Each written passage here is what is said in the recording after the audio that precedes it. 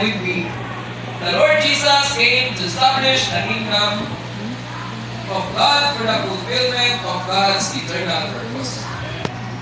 So, ganit tuyo sa Diyos na isang niya ang iya gingharian para sa katumanan sa walay katapusang tuyo niya. May plano sa Diyos, pero doon naman po yung plano ang kaaway. So, kanayon ta sa buhat ni Satanas. So, hindi na tumao ang buhaton niya. Aron sa tuyo makabaton siya og mga tao. Naway nagan mga igsoon. Ato isa-isa huli.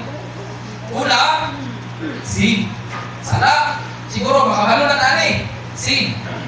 Ikaduha, wrongdoing. Mga dinuhatan nato nga dili uyon sa kabubuton sa Dios. Simple na gamiton sa kaway.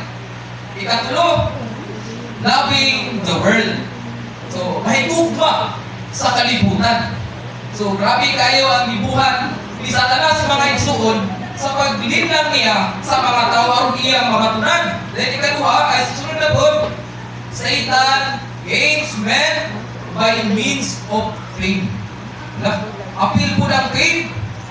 Wala nga, kung ma-observe na to sa kalibutan, ma-observe na to sa gawas, ang mga tao na gusto fame, gusto dumog, gusto bimaya. Pero mga igsoon, usa din yung gagigamit sa kaaway, aron yun na mabatunan niya ang tao.